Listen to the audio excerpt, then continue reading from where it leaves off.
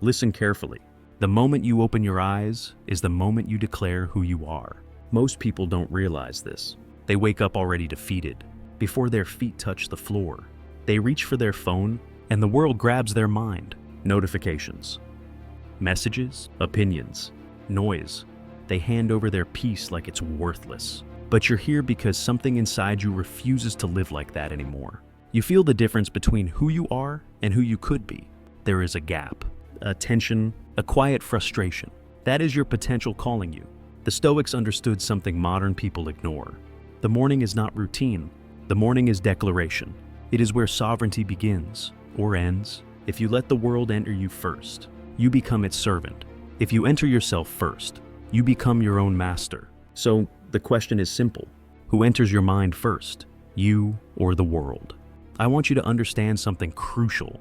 Your morning is not just a transition from sleep to activity.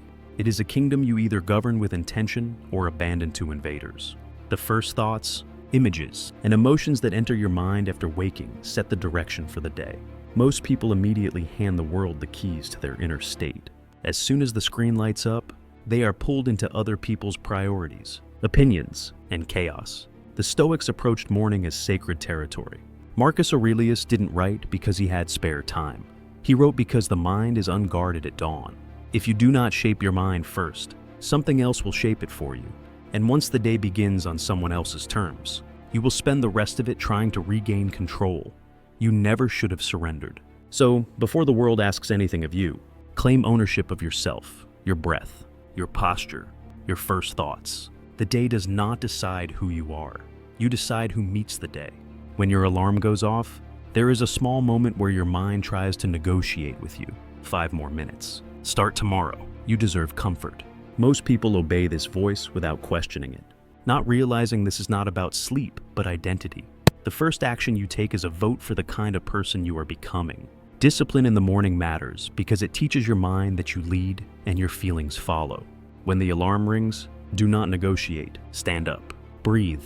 Act. This is the foundation of self-command. Now that you've risen, protect the space between waking and engaging with the world. Do not let your phone speak to your mind before you do. Silence is not emptiness, it is clarity. Sit upright. Breathe. Observe your thoughts without chasing them. This builds inner steadiness. Even though you start your morning well, the day will not unfold perfectly. Challenges will come. The Stoics practice premeditation of challenges, not to be pessimistic, but to be ready. Ask yourself what may test you today and how you will respond as your best self. This is how you meet life with calm instead of reactivity. Every morning, choose one principle to anchor yourself: patience, discipline, presence, courage. Repeat it so your mind remembers who you are before the world tries to tell you. Then give your mind time to express itself. Journal or reflect for a few minutes. Ask what you're feeling, what you need to release, what value you will live today. This trains emotional awareness instead of emotional reaction. Move your body to awaken your will. Even 10 minutes teaches your impulses that you decide. The heart wakes. The breath deepens. Your self-image strengthens. You step into your day with momentum instead of inertia. Your identity is reinforced not by thought, but by action. The energy you carry into the day does not stay inside you. It shapes how others respond to you, how opportunities unfold, and how challenges feel. When you rush into the morning, already stressed or distracted, the world will feel overwhelming. But when you enter the day calm, intentional, and grounded, the same events feel manageable. The Stoics taught that we do not see the world as it is.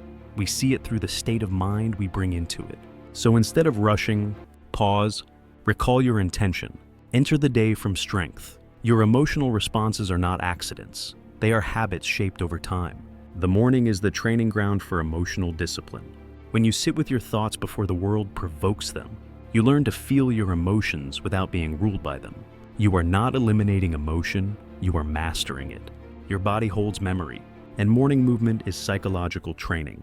When you move before you feel ready, you practice acting on intention rather than impulse. This builds the capacity to choose growth over comfort. You don't need intensity. You need consistency. Transformation is not dramatic. It is built through quiet repetition. One intentional step each morning sets your direction. Do not underestimate the power of a consistent beginning. Your attention is one of your greatest resources. Guard it. Do not let your morning be shaped by messages, feeds, or noise. You are not withdrawing from the world. You are entering it on your terms. The standard you set in the morning follows you through the day. If you begin with clarity, the mind seeks to maintain that clarity. The version of yourself you send into the world determines how the world responds to you. Your mornings shape your identity. Identity is not changed through belief, but through behavior repeated. Each morning, you prove to yourself who you are becoming. Self-respect begins when you witness yourself follow through. Confidence comes from keeping your own word. The first victory of the day is the victory of being able to trust yourself. You lead the day, or the day leads you. When you begin with intention, you set the tone. Calm under pressure is a rare advantage. It is built before the challenge arises. The morning is where composure is practiced. The morning is where identity is rehearsed. The morning is where discipline becomes who you are.